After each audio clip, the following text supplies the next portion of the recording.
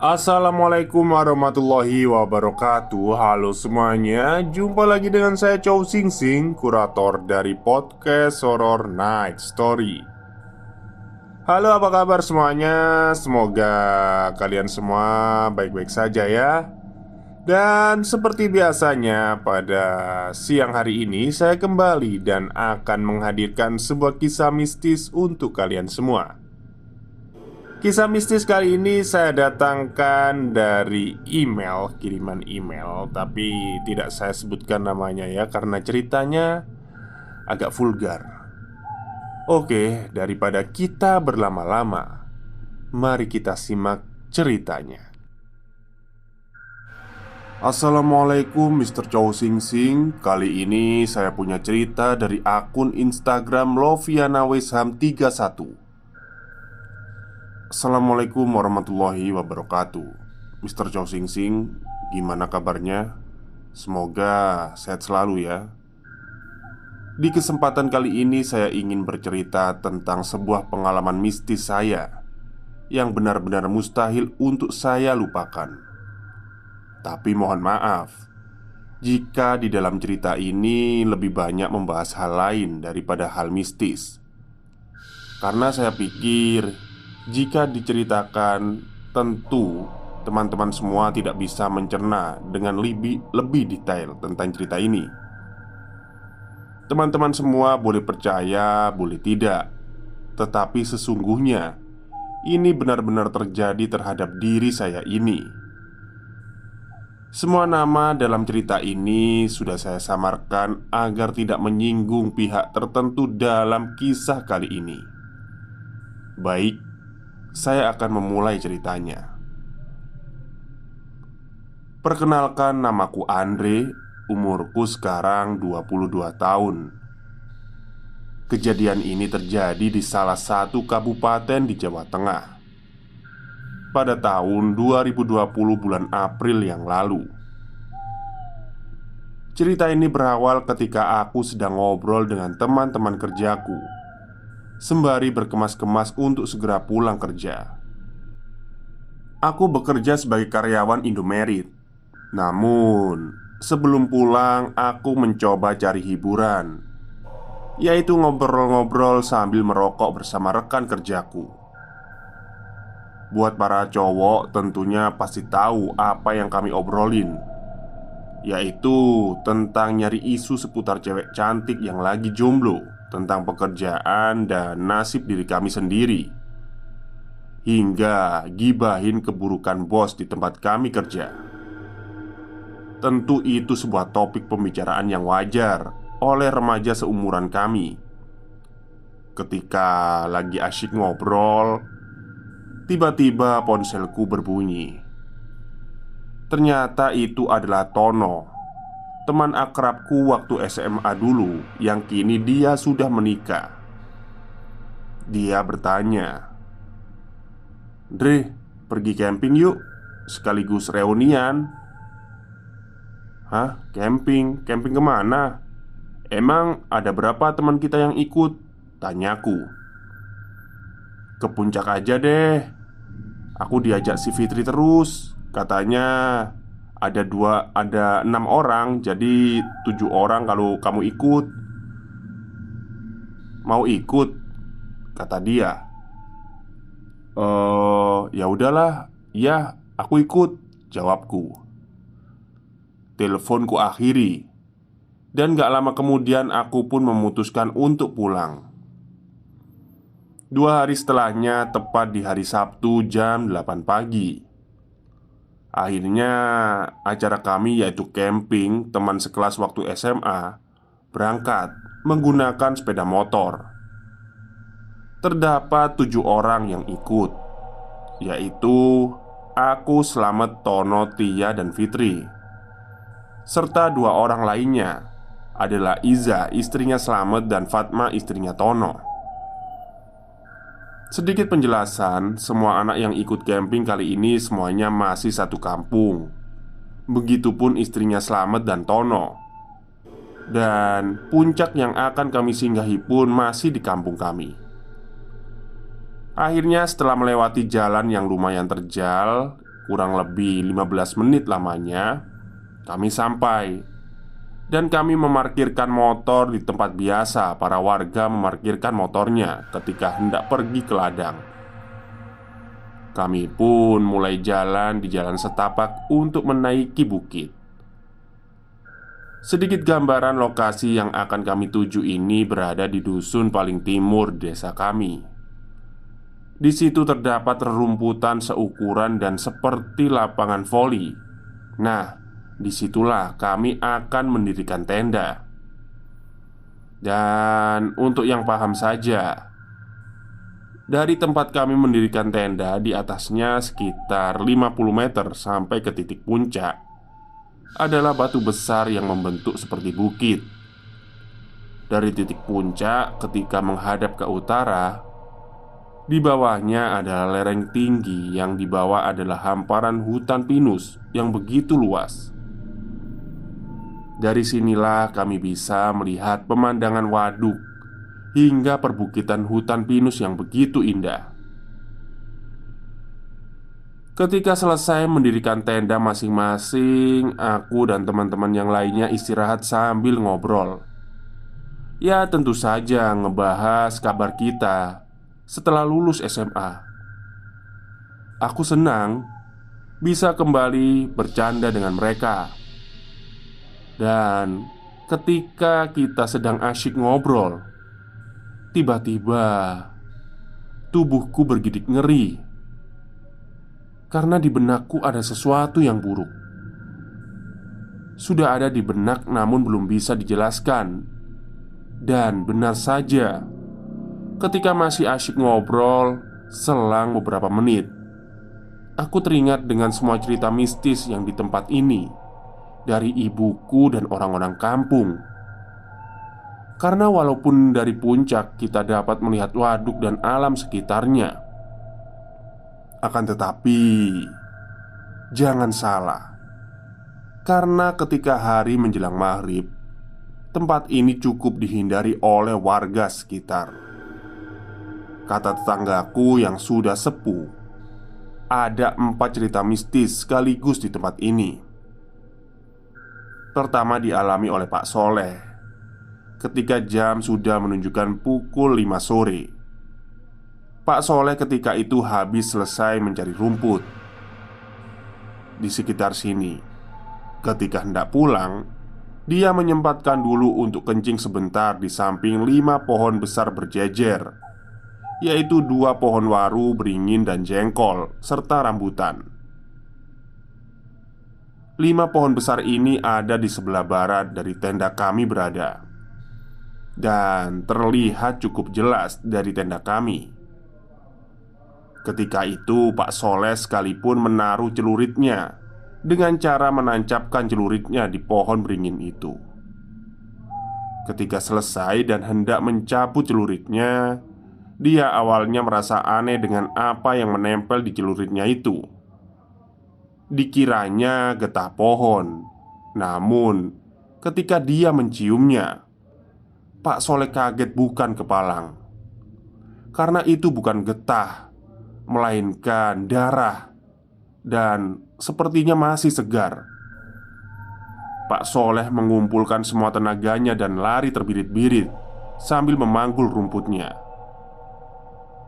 Cerita kedua dari Pak Misran, beliau ini sangat suka dengan burung situm. Kemudian dia mencoba untuk mencarinya di tempat ini. Ketika itu sekitar jam 11 malam. Dia pun istirahat sejenak. Malam itu kebetulan padang rembulan. Dan ada 5 pohon besar. Samar-samar dia melihat seperti ada yang berjalan pelan. Dan dia yakin kalau itu adalah sosok dari sundel bolong, seperti yang sering diceritakan oleh warga sekitar. Karena takut, Pak Misran pun terpaksa langsung pulang, memutar menggunakan jalan yang 2 kali lebih jauh untuk menghindari 5 pohon besar itu. Dan untuk cerita yang ketiga dan keempat ini, kata kakaknya kakek saya, Jadi di titik puncak tersebut konon dahulu ada seorang gadis desa sebelah yang main ke situ. Dan naasnya dia jatuh dari lereng hingga meninggal. Lalu ada juga 3 sosok hantu menyerupai rubah berwarna hitam dengan tinggi sekitar 2 meter lebih. Mungkin siluman rubah itu ya, kayak di Naruto itu. Kata beliau, sosok ini biasanya muncul malam-malam tertentu, terutama di malam Selasa Kliwon atau Rabu Wage. Jadi di sini intinya, walaupun tempat ini indah di siang hari, namun ketika malam tiba, suasananya mencekam. Aku yang ingat cerita itu langsung agak berjaga jarak dengan teman-temanku. Dan dari tadi aku yang paling banyak tertawa, sekarang aku banyak diam. Jujur aku agak kesal dengan 6 temanku ini karena yang aku lihat mereka sama sekali tidak tahu semua fakta yang ada di tempat ini. Sepertinya di tempat ini mereka hanya melihat keindahannya saja dari luar, tanpa melihat kalau ada sisi negatif yang ada di dalamnya. Permasalahan tidak cukup sampai di situ, karena di sini aku punya problem terhadap salah satu temanku, yaitu si Tia. Dan bekas-bekas atas problem itu masih membekas hingga sekarang. Karena dulu dialah orang yang pernah membuat 3 laporan palsu tentang diriku ke pihak sekolah, yang akhirnya membuat beasiswa, piagam, dan penghargaanku semuanya dicabut. Aku pernah membalas kelakuan dia dengan fisik, yang membuat aku kembali diskors oleh pihak sekolah. Tapi untungnya aku bisa bertahan hingga lulus. Oke, lanjut ke cerita. Malamnya aku menjalani malam itu agak sedikit was-was, namun aku coba menghadapi ketakutan itu dengan profesional. Seperti biasa, yang namanya camping tentu ngobrol bareng sambil ditemani oleh api unggun yang menghangatkan suasana. Waktu itu seperti terbentuk kelompok ngobrol dengan sendiri-sendiri. Aku dengan Slamet dan Tono, sedangkan istri Slamet dan Tono gabung bersama Tia dan Fitri. Malam itu walaupun hatiku agak was-was, namun dengan adanya mereka sedikit bisa membuatku merasa tenang. Percaya atau tidak, apalagi ketika hari menjelang tengah malam, seasyik apapun namanya ngobrol dengan teman-teman, biasanya pasti akan terjadi hening semuanya sekitar 5 menitan atau lebih. Entah itu kehabisan topik pembicaraan ataupun sibuk dengan ponsel masing-masing. Sama juga dengan kami ketika Slamet dan Tono sedang sibuk dengan ponsel mereka. Karena penasaran, aku coba arahkan pandanganku ke arah 5 pohon besar tadi yang sudah aku ceritakan. Kebetulan tepat terang bulan, jadi aku bisa melihatnya dengan lumayan jelas. Kutatap 5 pohon itu dengan teliti. Dan tepat di pohon waru, aku melihat seperti ada kepala berambut panjang sedang menghadap ke kami. Aku yang melihat itu sedikit ngeri dan langsung membuang pandanganku, sambil berharap semua itu hanyalah bekas dahan pohon yang terpotong. Walaupun aku sebenarnya sama sekali tidak percaya dengan harapanku itu. Aku coba kembali memulai obrolan guna mengalihkan pikiranku. Selang beberapa menit, aku coba tatap kembali ke arah 5 pohon tadi. Dan sosok seperti kepala tadi sudah nggak ada. Aku yakin kalau sosok tadi benar-benar adanya. Namun, untungnya semua teman-temanku mengajak untuk tidur, karena kami sudah cukup lelah pada hari itu. Paginya, aku bangun sekitar jam 6.30. 6.30 itu setengah 7 ya. Semua teman-temanku sepertinya masih tertidur. Aku pun langsung pergi mandi ke arah sungai bawah. Setelah selesai mandi dan keramas, aku pun balik ke arah tenda dan membuat kopi, sekalian sarapan pagi. Setelah selesai semuanya, karena malas menunggu semua temanku untuk bangun, aku pun langsung pergi sendiri ke titik puncak, sambil membawa senapan dan teropong binokular kesayanganku. Aku pun segera pergi ke sana untuk memandang keindahan alam sekitar, serta menikmati kicauan burung di hari yang bisa dibilang masih pagi ini. Cukup lama aku berada di situ, sampai siang juga. Namun, aku sempat terheran-heran. Bagaimana tidak? Kita yang tidur dari sekitar jam 10 malam sampai sekarang jam 2 siang, mereka belum juga keluar dari tenda masing-masing. Tentu ini sudah beda jauh dengan yang namanya reuni. Aku sampai menepis kesan bahwa mereka ini seperti hanya menumpang tidur saja di sini. Selang beberapa menit, kulihat menggunakan teropongku, satu persatu mereka mulai keluar dari tendanya masing-masing dengan wajah agak sebal karena terlalu banyak tidur. Jadi, wajar saja jika di sini aku agak sedikit egois untuk meraih kesenanganku. Singkatnya, mereka saja terkadang seperti itu. Singkat cerita, akhirnya malam terakhir untuk kami berada di sini pun tiba. Waktu itu jam 7 malam, kami kembali memulai perkumpulan antar sesama. Waktu itu agak sedikit menyebalkan. Bagaimana tidak? Slamet dan Tono ini dari awal saja sudah sibuk bermesraan dengan istri-istrinya. Mereka ini seperti lagi tidak bisa diganggu. Jadi, sangat tidak respect ketika aku ikut nimbrung bersama mereka. Ya, akhirnya mau gak mau aku ikut gabung bersama Tia dan Fitri. Dan seperti yang sudah disinggung di awal, aku dan Tia ini punya masa lalu yang kelam, yang efeknya berujung pada sekarang. Aku ini punya sedikit keanehan, yaitu daripada ditampar atau dibentak, aku akan lebih tersinggung ketika pembicaraanku dipotong ketika berbicara atau bercerita kalau diacuhkan oleh temanku. Dan benar saja, ketika aku gabung dengan dua cewek ini, aku dilepeh habis-habisan oleh si Tia. Seperti aku coba ajak ngobrol si Tia, dia cuma jawab iya dan singkat aja.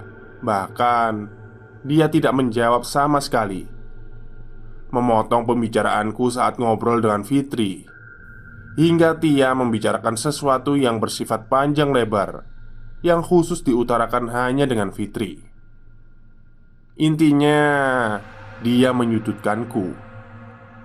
Sebenarnya di sini kulihat malahan si Fitri ini kurang enak karena merasa ikut mengacuhkanku. Dia ini sepertinya tahu kalau aku sedang marah, sehingga ada kalanya dia mengajak ngobrol denganku. Aku sudah sangat kecewa. Akhirnya aku memakai headset di kuping, pura-pura saja kalau aku tidak mendengar. Malam itu jujur aku benar-benar jengkel bukan main. Kebetulan waktu itu jam menunjukkan pukul 10 malam lebih. Istrinya si Tono dan Slamet sudah mengeluh kalau sudah ngantuk. Dan akhirnya dua pasutri ini pun masuk ke tenda untuk tidur. Gak lama setelah itu si Tia dan si Fitri juga ikut-ikutan kalau sudah mengantuk. Akhirnya mereka ini segera masuk tenda. Sebelum masuk tenda si Fitri berbicara padaku. "Deh, udah malam nih, aku udah ngantuk. Kamu juga buruan tidur Gi, jangan begadang mulu," ajak dia. "Iya nanti Fit," jawabku singkat. Aku di sini sebenarnya sama sekali nggak marah. Namun Fitri ini memang dasarnya orang memang lembut dan gak cuek. Jadi wajar aja kalau dia tetap ramah padaku. Saat si Tia dan Fitri sudah masuk tendanya mereka, aku masih duduk mematung di tempat, sambil masih memendam amarah yang masih begitu kuat Akhirnya aku masuk untuk mengambil senter, senapan berburu, dan pisau komando untuk berjaga-jaga. Aku ingin pergi ke titik puncak sebelah timur. Di situ adalah perbatasan antara Bukit Batu dan Bukit Tanah.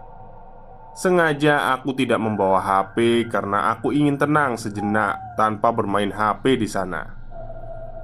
Saat ingin pergi, aku lihat tendanya dua cewek ini.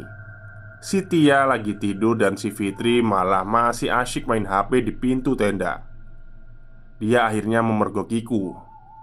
"Dre, ini udah malam loh. Kamu mau kemana?" tanya dia. Aku hanya menatap wajahnya, kemudian tersenyum tanpa sepatah kata pun. Aku pun berjalan dan hilang di tengah-tengah semak belukar yang gelap gulita itu. "Hah, dasar sundal brengsek," umpatku dalam hati untuk Tia. Ya, meskipun ungkapan itu tidak ada pada dirinya, tapi yang namanya saja orang lagi marah, ya hanya asal berucap aja. Di tengah-tengah perjalanan tiba-tiba aku ketemu dengan seekor ular. Kalau orang Jawa sih menamainya ular welang. Dan aku tidak tahu bahasa Indonesianya apa. Tapi mitosnya, jika kita berpapasan dengan ular ini di malam hari, itu tandanya kita dikode, disuruh putar balik dan dilarang untuk meneruskan perjalanan. Aku yang sedang dipenuhi rasa amarah yang mendalam tak menghiraukan mitos itu. Jadi aku tembak saja ular itu hingga mati. Lalu aku putuskan untuk meneruskan perjalanan dan sesampainya di puncak di bagian timur, untuk menghilangkan amarah dan mempositifkan lagi pikiranku, aku langsung menyalakan rokok.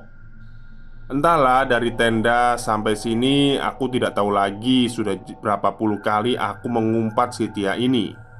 Dan alhamdulillah, selang beberapa lama kemudian, sambil menghirup dalam-dalam asap rokokku, sedikit demi sedikit amarahku mulai hilang. Aku juga banyak merencanakan sesuatu yang positif setelah pulang dari sini.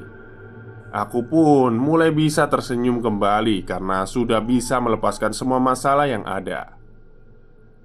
Cukup lama aku berada di sini, suasana malam pun berkabut hingga hawa dingin pun mulai terasa. Tak sadar, kulihat jam tanganku sudah menunjukkan jam 2 pagi.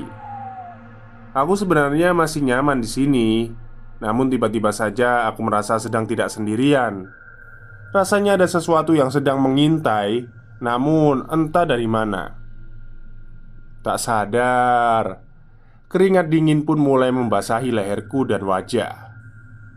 Semua bulu kuduku langsung berdiri, namun aku tetap masih stay dan mencoba melawan rasa takutku. Hingga beberapa menit kemudian aku yang sedang menghadap ke arah lereng di bawahku. Walaupun aku tidak menatapnya langsung, namun samar-samar kepalaku bisa merasakan dari bawah arah sebelah barat ada sesuatu yang sedang berjalan pelan ke arahku. Namun walaupun aku sedang takut, perlahan-lahan aku mencoba tenang dan aku tatap sosok ini yang makin dekat ke arahku. Ternyata itu adalah Tia. Dia berjalan sambil menunduk. Sekali dia menatapku sambil tersenyum, lalu menundukkan kepalanya lagi. Kulihat wajahnya sebenarnya bertambah cantik, namun wajahnya terlihat pucat pasi. Jujur, aku agak tergoda di sini. Aku juga sedikit ngeri karena agak aneh melihatnya. Dan yang anehnya lagi, dia kesini tanpa membawa penerangan sama sekali. Dia hanya memakai kaos dan celana jeans ketat, hingga aku bisa tahu kalau dia juga tidak membawa HP di sakunya untuk digunakan sebagai penerangan. Padahal jika dari tenda menuju ke arah sini, kita harus melewati semak belukar yang cukup tinggi. Di situ sangat gelap dan jika tidak memakai senter di situ, kita bisa-bisa masuk sumur tua yang cukup dalam dan tidak ada penghalang di pinggirannya. Sosok Tia ini sekarang sudah ada di depanku. Aku yang masih aneh dan sedikit gugup akhirnya bertanya pada dia, "Tia, kamu ngapain di sini?" tanyaku gugup. Dia hanya memandangku sambil berkata lirih, "Dre." Karena merasa ada yang aneh, aku sedikit berjalan mundur.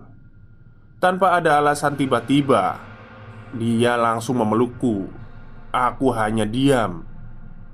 Gak lama setelah dia memelukku, kemudian dia berbisik padaku untuk mau melakukan hubungan terlarang saat itu juga. Tanpa berpikir ini Tia atau bukan, akhirnya aku pun tergoda dan mau melakukannya.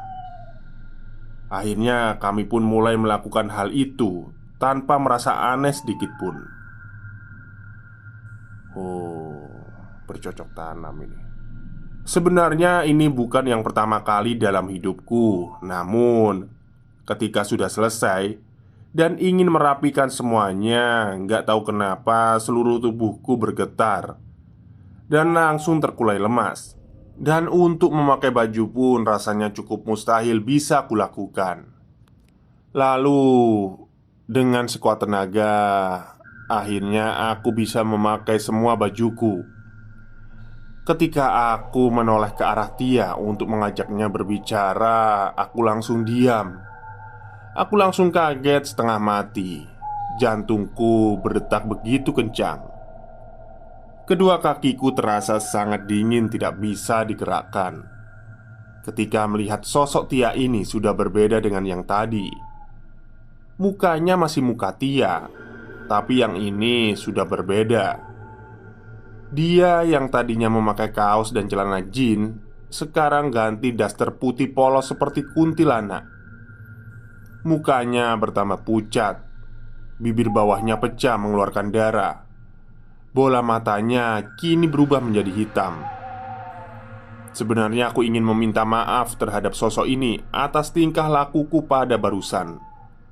Namun suaraku parau bahkan nyaris tidak terdengar. Dia hanya memandang sambil tersenyum padaku. Senyumannya sangat menakutkan. Dan ternyata setelah itu aku pingsan. Singkat cerita, besoknya aku terbangun. Ternyata aku sudah berada di tendaku. Semua teman-temanku sudah ada di luar tenda di situ. Dan ada Bu Bidan juga.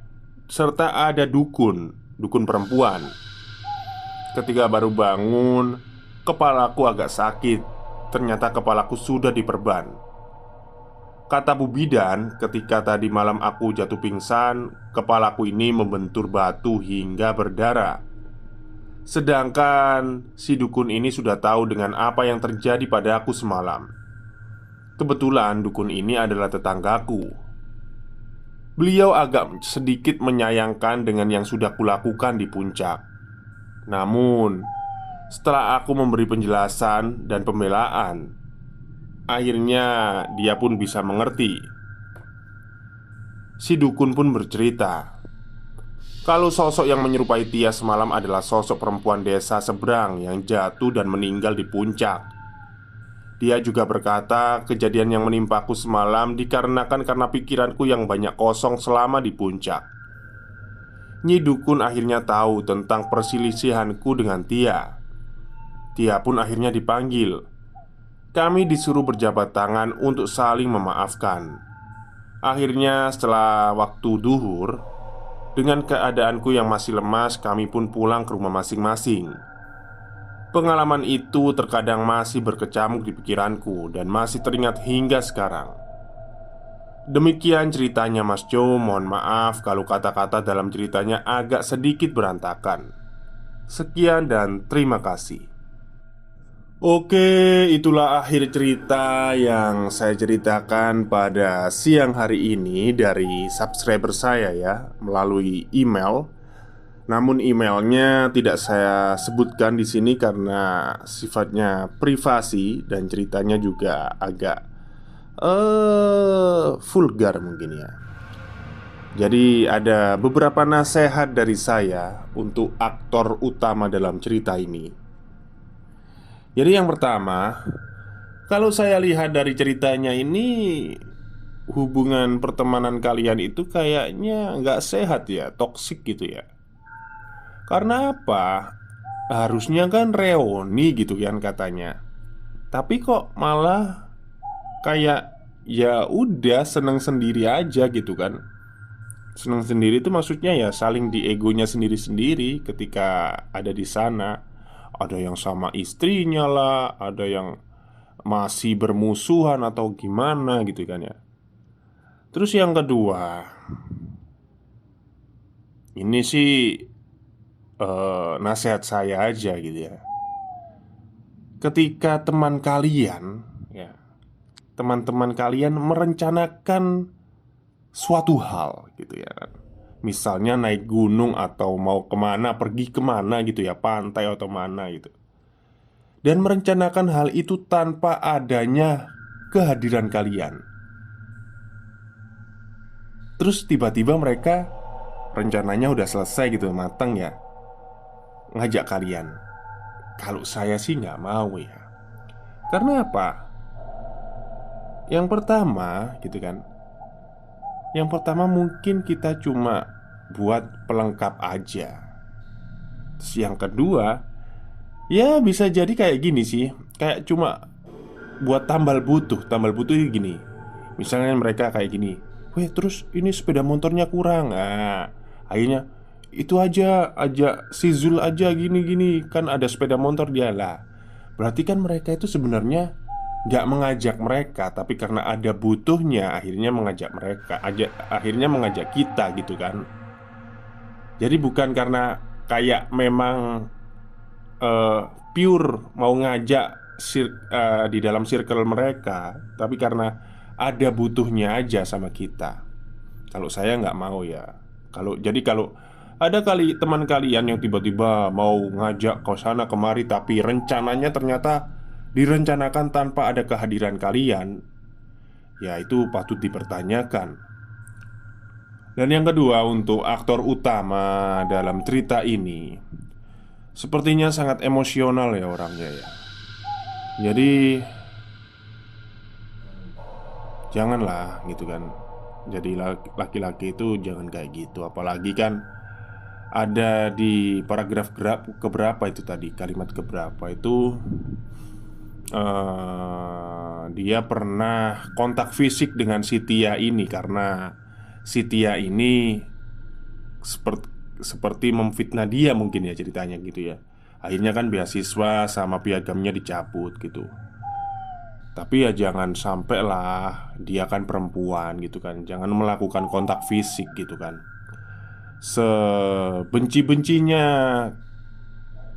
kalian gitu kan, sebenci-bencinya aktor utama itu jangan sampai melakukan kontak fisik dengan perempuan. Ya dijagalah martabatnya sebagai lelaki. Tapi nggak tahu juga sih, karena mungkin karena udah karakternya kasar ya. Tapi ya nggak tahu lah. Dan yang terakhir, ketika kita berada di ini umum ya, nasihat umum. Ketika kita berada di sebuah tempat yang asing, terus kita menemui kejanggalan, itu wajibnya ya kita harusnya malah berdoa dan pergi gitu ya, bukan malah ngeladenin. Ini nggak tahu ya siapa yang sange ini, apa kuntilanaknya, apa si pelaku utama. Tapi ya nggak tahu, si pelaku utama juga enak-enak aja tuh diajak gituan.